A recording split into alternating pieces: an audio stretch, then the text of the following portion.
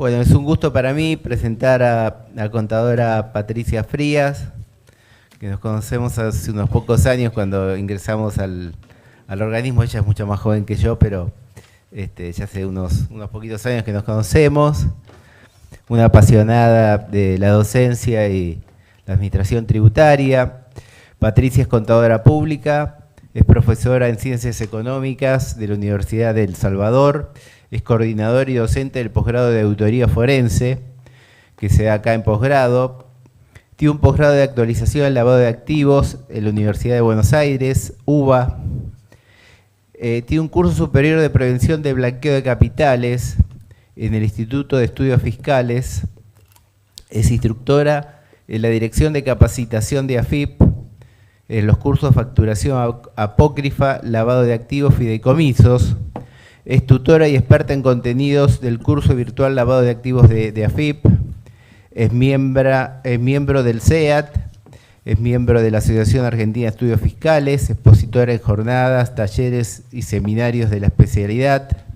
Es autora de diversos trabajos vinculados a la temática de responsabilidad social, lavado de activos, fraude fiscal, auditoría forense, finanzas públicas, fideicomisos, actividad, construcción, y es miembro del espacio de responsabilidad social de AFIP, la Asociación de Empleados Fiscales e Ingresos Públicos, y es la persona ideal para arrancar una jornada a las 14:30, después del horario del almuerzo, ¿sí? Ya está preparada ahí cerca de los asistentes para desarrollar criptomonedas.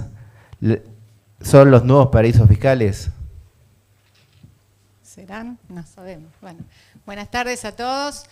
En realidad, esto iba a ser el cierre de la charla de la mañana, pero bueno, quedamos para el inicio de la tarde, así que como me dijo ahí otro de los colaboradores de los expositores, me dijo, bueno, eso es un puente, vamos a hacer un puente entre la mañana y la tarde, así que en realidad esto iba a ser de hecho cortito para que no se me duerman después del almuerzo. La intención es hacernos preguntas y bueno, por eso arranco con una pregunta. ¿Son los nuevos paraísos fiscales las criptomonedas? Vamos a arrancar a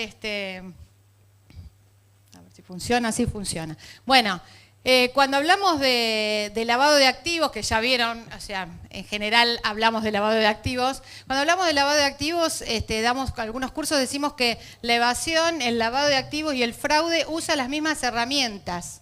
Se usa exactamente lo mismo. Les decimos a los instructores, a los inspectores nuestros, a la gente de investigación, ustedes arriba del escritorio muchas veces tienen un caso de lavado de activos, ahora están más acostumbrados, pero en una época decíamos que no esperaran que se encontraran con un señor con sombrero panameño y hablando en algún idioma centroamericano o con acento centroamericano, porque en realidad es más de lo mismo, o sea, son los mismos actores, los mismos sujetos que hacen estructuras simulatorias para presentarnos maniobras de evasión que todos conocemos, son los mismos que las mismas herramientas para evadir que para lavar, y para cualquier fraude. De dónde aparece, para enterarnos de dónde estamos, frente a qué cosa estamos, decimos siempre los investigadores lo que tienen que hacerse es preguntas.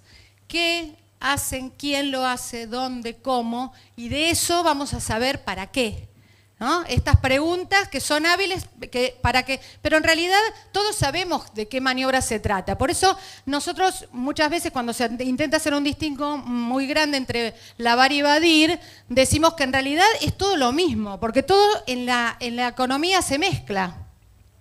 Y ahí vamos a la economía. Y este cuadrito lo usamos siempre para posicionarnos y ver dónde estamos para poder arrancar en los análisis. Y ahí nos damos cuenta que si hacemos en la economía el distingo entre actividades, podemos hacer un primer distingo entre actividades lícitas y actividades ilícitas. Son esas, le decimos que no podrían venir a inscribírsenos en la AFIP diciéndonos me dedico al narcotráfico en un formulario de inscripción, ¿verdad? Entonces esa gente seguramente va a armar una estructura simulatoria porque va a intentar usar esos bienes, dándole apariencia de legalidad. Entonces podemos hacer ese primer distingo, pero después si seguimos, ahí tenemos que dentro de las actividades lícitas también tenemos empresas que son registradas y empresas clandestinas. Todos podremos, como ejemplo, podemos poner los talleres clandestinos que podrían venir a inscribirse, esos talleres de ropa que muchas veces nos encontramos, que podrían venir a inscribirse como la actividad que hacen, pero deciden estar en el anonimato para evitar, o bien, por alguna cuestión de costos o por lo que fuera, o para evitar declarar, pero se mantienen en la actividad marginal. Y más abajo, entre las empresas registradas, encontramos que también tienen actividades que pueden estar declaradas y actividades no declaradas, la típica evasión, la empresa la tenemos registrada y hay una parte que va al anonimato. Esto es adrede porque acá ven que todo esto que quedó del lado rojo, el lado rojo de la economía, podemos trazar una línea acá. Los españoles dicen que esto, el salto de línea del rojo de la economía, de la ilicitud a la licitud, es exactamente el lavado de activos. Entonces, esos fondos que van a dársele apariencia, porque ¿para qué hacen las cosas los delincuentes? Si no es para poder usufructuarlas. Entonces, eso le van a tratar de dar una apariencia de legalidad para que vuelva al circuito legal y entonces poder utilizarlo. De esto hablamos cuando hablamos de lavado de activos. Y de este lado, como se imaginarán, podemos encontrar la mixtura que se les ocurra de instrumentos, de herramientas.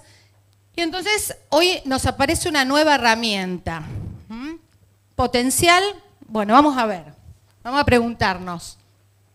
Aparecen las criptomonedas en el mercado, en la economía en general. Y decimos, no vamos a prejuzgar de entrada, como dijo el primer expositor, que vamos a decir que solo se dedican. No, la verdad que se pueden usar para lo que se quiera, como cualquier herramienta, de manera lícita o ilícita. Es una herramienta que está circulando en el mercado. El tema es cómo circula y qué hacemos con eso. Nos irrumpen entonces las criptomonedas no hace tantos años. ¿Y qué nos aparece? Nos aparece que, por ejemplo, ¿cuáles son las características? Las características, bueno, hoy ya lo nombraron mucho.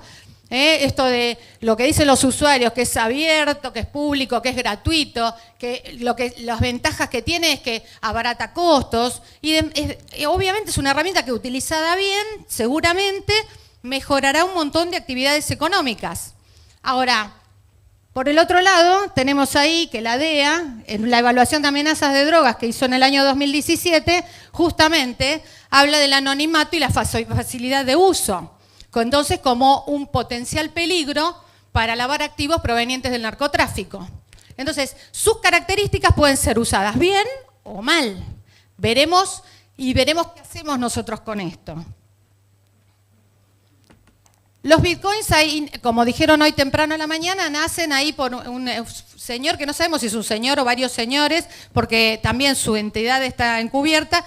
Satoshi Nakamoto, en el 2008, crea los bitcoins. Y ahí aparecen, y en realidad, esto que hablaron del libro blanco, que en realidad era un paper de 9 hojas, este señor lo publica, era estos típicos, o un grupo de, porque no sabemos quién es, de estos típicos gente experta y amantes de la computación y la criptografía.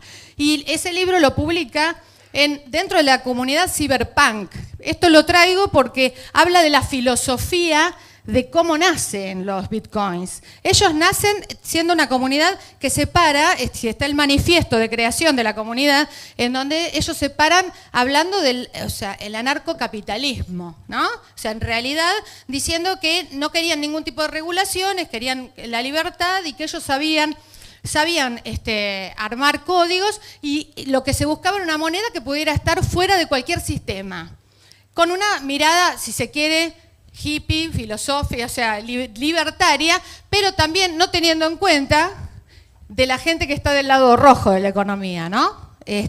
Porque puede ser que un buen propósito termine utilizado por gente que no piensa en la libertad desde el lugar que piensan ellos. O sí, preguntas. Sigámonos haciendo preguntas. Y ahí aparece entonces, porque si ustedes ven la evolución, como hicieron los chicos hoy en la mañana, la evolución del valor de los bitcoins, se dan cuenta que en determinado momento es como que no valían nada, la verdad, cuando nacieron. En realidad, es más, el primer uso que lo hace un cyberpunk de estos para probar si el sistema funcionaba, compraron 2 pizzas por 10.000 bitcoins, que hoy es el señor, que el pizzero se hizo rico seguramente. Así nació como algo que no valía nada y empezó a explotar en el valor. ¿Por qué? Porque había cada vez más usuarios. Entonces el valor va creciendo y van viendo que sube y en épocas baja, pero en épocas sube y tienen una explicación. Cuando ingresa el mercado chino, sube, explota en determinado momento el valor. Van viendo que hay tendencias en donde va subiendo, bajando, de acuerdo a, porque en realidad oferta y demanda, esto sí, claramente. Entonces, Gafi advierte en el año 2014, los Gafi ustedes saben que es el organismo que da recomendaciones para el lavado de activos. Y surgen 2 informes, 2014-2015, que hablan de criptomonedas. En el primer informe, que hablan como potencial herramienta para lavar activos. ¿Por qué? Por esto de la explosión y por darse cuenta que en muchos casos estaban vinculados con casos en donde se encontró lavado de activos. En el primer informe del año 2014 salen 3 casos que tienen ahí: Liberty Reserve, Silk Road y Western Express International. La gente de Gafi los pone como ejemplos de mala utilización de las monedas virtuales, en este caso de los bitcoins. Por ejemplo, bueno, Liberty Reserve fue un caso en donde una gran maniobra, en donde se quitaba, o sea, a través de los sistemas se les tomaba las identidades a sujetos por tarjetas de crédito y se cometieron gran cantidad de estafas, más allá de la misma utilización después para cualquier tipo de delitos, aunque han encontrado en ese caso narcotráfico. Intermediaciones con monedas o pagos que tenían que ver con también el narcotráfico, la prostitución infantil, todo. O sea, a ver, en realidad, como es esta cuestión de la opacidad, de no tener el registro, no poder seguirle el registro, vamos a ver después si se puede o no, porque bueno, todos estos pasos están, como dijeron en los bloques, están registrados. Ahora el tema es poder identificar ese número con un sujeto físico. Entonces, en ese caso, bueno, es un caso que surgió en el 2003 en Estados Unidos, el de la Liberty Reserve. Después el Western Express International también fue un caso multinacional en donde también con la intervención de varios países se encuentra también con la misma estrategia, hasta con delitos que tienen que ver con lo virtual, ¿no? Esto de incorporar virus y demás y poder después pedir rescates a las empresas a través del pago de bitcoins. O sea, organizaciones que se dedican a cometer ilícitos y que usan como moneda de pago, moneda de canje, estas monedas porque en realidad no le quedan rastros. Y esto se lo pueden deshacer mucho más rápidamente. Y en el caso de Silk Road, bueno, esto era un lugar de la Deep Web, de la web negra, donde si alguno alguna vez entró, me dijeron, yo nunca entré, pero me dijeron que da espanto las cosas que venden. En este caso era un bazar que vendía como 350.000 productos de distinto tipo, aunque drogas y demás, o sea, se vendía de todo. Esto fue seguido en el caso nació en Estados Unidos y bueno, también en este caso se utilizaba como moneda de cambio los bitcoins y algunos altcoins. Esto nos da la pauta de lo que viene diciendo Gafi, que en realidad esto por lo menos tiene alto riesgo de poder ser utilizado en maniobras de lavado de activos. Por ahí los defensores de las monedas dicen, bueno, no tiene más riesgo que el dinero efectivo, ¿sí? Porque de hecho el dinero efectivo tendrían los mismos riesgos. Sí, es verdad, pero el dinero efectivo es físico y hay que moverlo. Y para moverlo de una frontera a la otra o de un lugar a otro hay rastros y hay sujetos obligados que si no cumplen con sus obligaciones serán sancionados. En este caso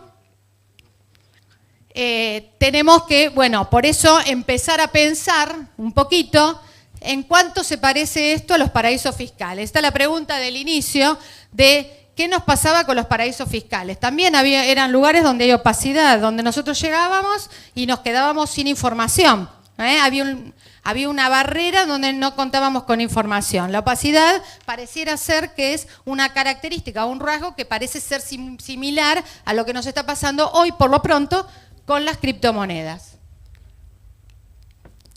¿Qué nos decían los paraísos fiscales offshore alejados de la costa, ¿no? Este era el simbolismo, como que eran jurisdicciones que estaban lejos de los lugares donde se desarrollaban realmente las actividades. O sea, un sujeto desarrollaba actividades en un lugar, pero estaba alojado en un lugar diferente, un paraíso fiscal. Obviamente, en general dicen por fines fiscales. Yo digo que por todos los fines, porque en los paraísos fiscales no habían solo problemas de evasión, también estaba el narcotráfico y todos los otros ilícitos que decimos del lado rojo de la economía. Esos también estaban y utilizaban los paraísos fiscales.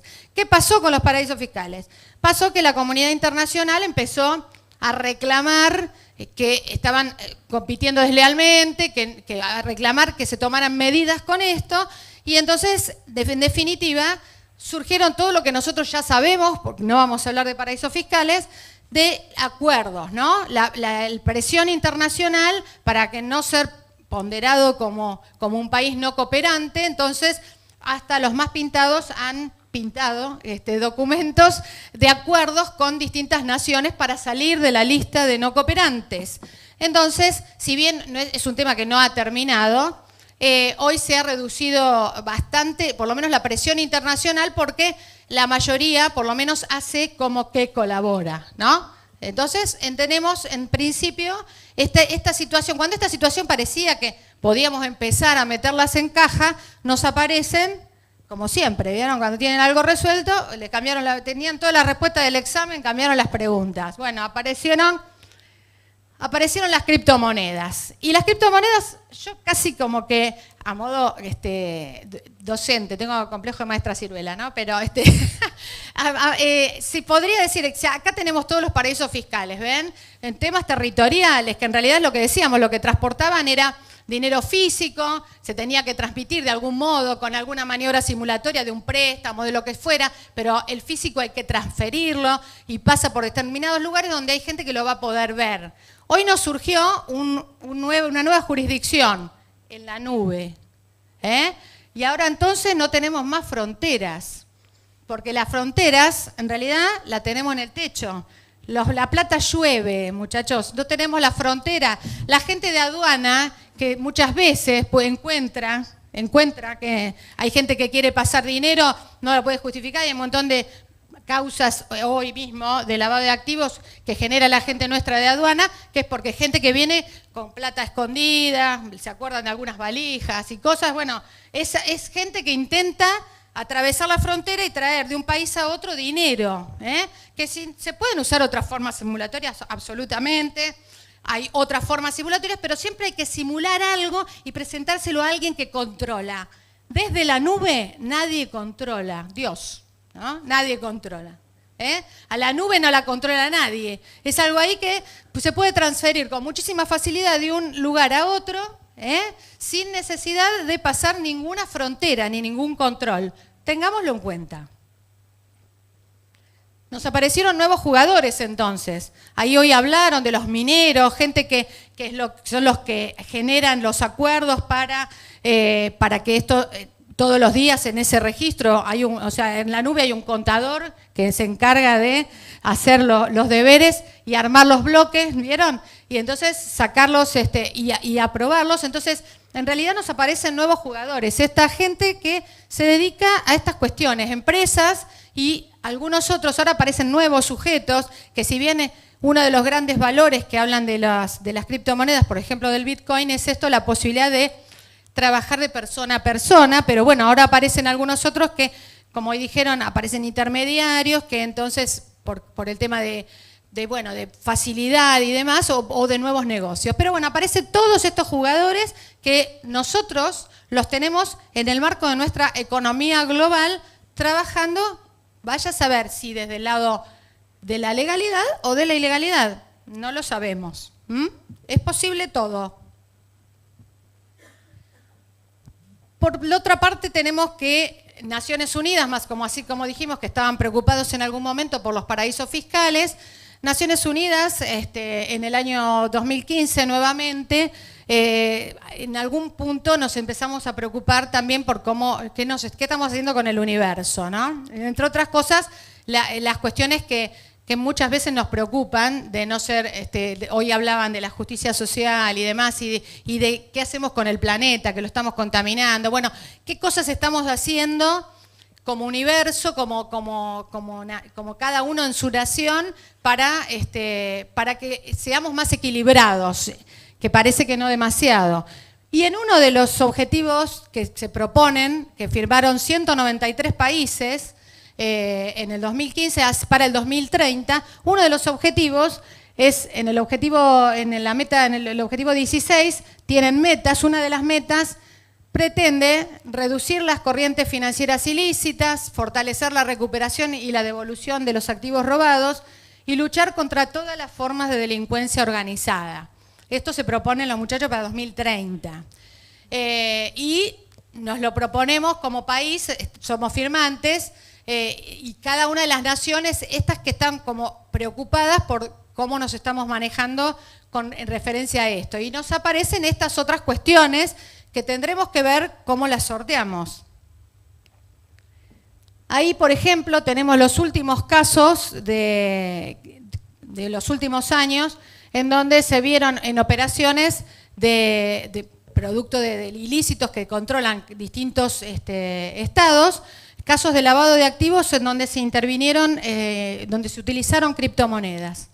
Ahí tienen, por ejemplo, julio de 2018, este año, hace poquitos meses, en una operación que se llamó Guatuso, en España, la Guardia Civil Española encontró que una familia colombiana que vivía en España se dedicaba justamente a blanquear el dinero proveniente del narcotráfico que venía de Colombia, pero además de otras actividades ilícitas que tenían que ver con el patrimonio, con robos y demás, que se realizaban en Francia.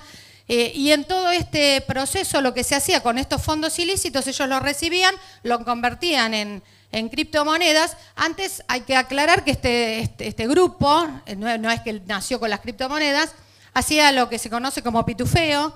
Tenía muchos testaferros que iban y en casas de cambio y en bancos cambiaban por montos pequeños, que era hasta donde estaba permitido sin quedar registrado. Y este era el sistema. Cuando vinieron las monedas virtuales, obviamente las cuestiones se simplificaron y igual con la utilización en las billeteras de testaferros, más de 100 testaferros manejaban un montón de billeteras de monedas virtuales que fueron las que fueron incautadas a raíz del proceso. Otro caso, Bayonet, en Holanda. Aquí también una deep web, o darknet, estos lugares donde se venden cualquier cosa que tiene que ver con desde narcotráfico, pornografía infantil, lo que quieran. Era el grupo, el Hansa Market. Este era un mercado donde se vendían cantidades de este tipo de productos y la fuerza, o sea, la fuerza holandesa, la justicia holandesa en realidad, intervino, el Hansa, como encubierto, participó del mercado, enterándose entonces de manera encubierta de los usuarios y lograron, después de eso, provocar información hacia 37 países que intervenían en este mercado. O sea, no sé si nosotros recibimos, porque no lo recibimos en la FIP, pero no sé, o por lo menos tal vez alguno lo haya recibido. En este caso, el administrador era un canadiense que vivía en Tailandia. Vivía cómodo el señor, seguramente generando estos temas. Bueno, y obviamente la Hansa fue cerrada, ¿no? Después de esta operación. Lo traje porque en realidad también es de este año, de hace muy poquito, pero decía el titular eso: inversionista cripto de 21 años de edad es acusado en Estados Unidos por lavar dinero en Bitcoin. Es un muchacho que en realidad no es inversionista, es un intercambiador. Y me trajo la edad, ¿no? 21 años. Este muchacho ya había también pretendido, a través de estas transferencias, traer contrabando de México con monedas virtuales. Este muchacho obviamente en este momento está procesado con cargos en Estados Unidos, y yo digo, lo único que tengan en cuenta que no tenga Wi-Fi, por favor, ¿no? Porque ahí tendríamos un problema. Lo tenemos en la cárcel tranquilo, voy a hacer destrozos. Son muy jóvenes. Y acá llegamos a un caso, y acá el último caso que les cuento de nuestro país, este caso Bobinas Blancas. Este caso ya tenemos un intercambiador argentino en este momento procesado, a punto de ir a juicio oral. Lo intervino el juzgado de Campana. Este caso Bobinas Blancas, bueno, fue muy resonado porque en realidad lo que hacían era esconder la droga, como ven ahí, dentro de bobinas de acero, que entonces los escáneres de la aduana no llegaban a detectarlas. Y también esto lo hacían desde Bahía Blanca y desde Mendoza. Las exportaciones eran, las bobinas eran a Barcelona, y las de las piedras que tenían en Mendoza a través también llevaban, en el medio de bloques de piedra, llevaban droga a Canadá. Este caso, bueno, quedó procesado el intercambiador, que era quien facilitaba darles el apoyo que recibía la organización acá para armar todo esto, era traído con dinero, o sea, mandaban un cartel mexicano que mandaba el dinero vía bitcoins a la Plaza de Buenos Aires. Este intercambiador, que se llama Emanuel, que está procesado, porque todos se llaman por nombre, ¿vieron? Así, todos se conocen en la web, aparentemente, o por lo menos usan nombres de pila. Si no son nombres de fantasía, son nombres de pila. Bueno, este muchacho se juntaba acá en Callao y Santa Fe, creo que era, por ahí, bueno, en una confitería, ¿dónde está la confitería de los dos chinos? Bueno, ahí en la confitería se encontraba con un señor que, para darle sumas bastante importantes, porque él le vendía, o sea, los bitcoins que traía, se los daba en efectivo para que esta gente se los llevara. La forma en que tenía de identificar a quién se lo tenía que pagar, porque no conocía a quién, era un billete que tenía determinada numeración. Cuando el juez lo encuentra y le dicen, o sea, lo procesan, él dice, yo no tengo nada que ver, lo único que hago es intercambiar bitcoins, yo soy un intercambiador, no tendría que hacer ningún tipo de nada, porque en realidad nuestra operación, nuestra actividad no está regulada, esta es la defensa. Entonces no tendría que hacer nada con esto, y el juez lo procesa porque dice, usted se tendría que haber dado cuenta que era bastante ilógico que con semejantes sumas de dinero se manejaran. ¿Por qué no lo harían por banco si no era para esconder algo, ¿no? Con simplemente un número de billete le encargaba desde el licenciado, que no era Castañola, ¿no? El licenciado le daba la indicación y se lo tenía que entregar a Vic, dice, ¿no? Y Vic tenía un billete, nada más. Esto surge de toda la transcripción del fallo, que si lo quieren ver es bastante interesante, muy copioso en todos los detalles.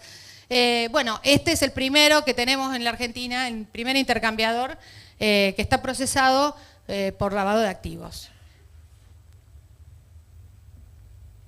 Estábamos hablando entonces que las criptomonedas en definitiva son una herramienta que como usábamos en alguna otra oportunidad con otras herramientas, decimos que no son ni buenas ni malas, ¿no? Ni ángel ni demonio, ¿no? En realidad es como un cuchillo de cocina. Se puede usar para cortar el pan, un buen fin, o para matar a una persona. Un cuchillo bien afilado sirve para las dos cosas. Es una herramienta. Las monedas virtuales son herramientas que pueden servir para cosas buenas o cosas malas. Entonces, no vamos a demonizarlas, simplemente sí vamos a ver que no nos hagan las cosas malas que pueden hacer, tratar por lo menos de poner barreras a estas cuestiones, porque justamente no hay supervisiones. Frente a estas cuestiones y frente a las herramientas que usa la amenaza criminal, porque en realidad la gente que promueve las monedas se defiende diciendo que en realidad ellos son buenos, y que en realidad no pretenden más que como que en realidad la tecnología cambió y el mundo cambió, y esto que hoy decían, antes teníamos que mandar una carta y hoy mandamos un mail, y eso es un avance y está perfecto y nadie va a discutir eso. Lo que tendríamos que hacer es ponernos de acuerdo con aquellos que usan sanamente las monedas para que en realidad no ser perforados por estos que se encuentran de la raya roja para el otro lado.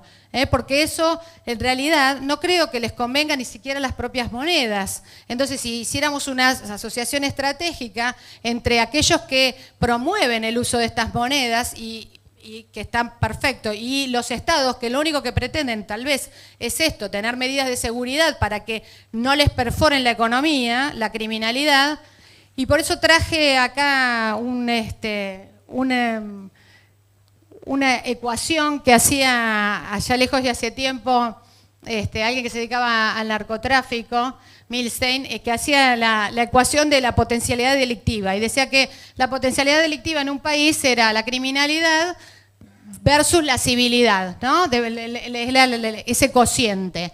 En el cociente, si la criminalidad crece y la civilidad baja hasta casi al llegarlo a cero, si llegamos civilidad a cero, nosotros en económica sabemos que cualquier división por cero, ¿qué nos da? Infinito, ¿no? Se va al infinito. Entonces, si no queremos vivir en una sociedad no civilizada y criminalizada, tenemos que, bueno, sí, dejar que cada uno haga lo que quiera. En nombre de la libertad, en nombre de la privacidad y la libertad, bueno, los delincuentes también tienen privacidad y libertad de hacer lo que quieran. El tema es qué barreras pone la sociedad para esto. Entonces, si no queremos esto, tenemos que ponerle más fichitas o más piedritas del lado de la balanza de la civilidad, y para eso tal vez estos nuevos actores puedan ser socios. El tema depende exclusivamente de ellos. Solo ellos, solo quienes manejan esto y que en realidad pueden asociarse, pueden armar acuerdos, del mismo modo que hacemos, por eso traía los paraísos fiscales, se puede acordar, se puede en realidad generar lazos entre gente que quiere vivir en la civilidad. Y bueno, para terminar, y como empecé con una pregunta, termino con una pregunta: ¿cuál es el futuro? Tal vez, si pensamos, en alguna época nos parecía una locura comunicarnos con un WhatsApp o sacarnos fotos y comunicarnos con alguien que está muy lejos por video. Hoy la gente se extraña menos, vieron que los hijos se van y las madres los ven por pantalla y dicen, hola, ¿cómo estás? Bueno, estas cosas que antes parecía que no podían pasar, hoy pueden pasar. Tal vez podamos pensar cómo hacemos para tener una nueva frontera, ¿no? Ya que nos llueve lo del dinero de arriba, ¿cómo tenemos una frontera en la nube? ¿Cómo nos instalamos, si no nosotros, en la nube? Pensar en una agencia virtual donde tal vez controlemos todos estos flujos que vienen y que llegan a cada uno de los países. ¿Podremos tener tal vez una agencia virtual, agencia unificada con la gente de la aduana también, en una nueva frontera en la nube? Bueno, de nosotros depende.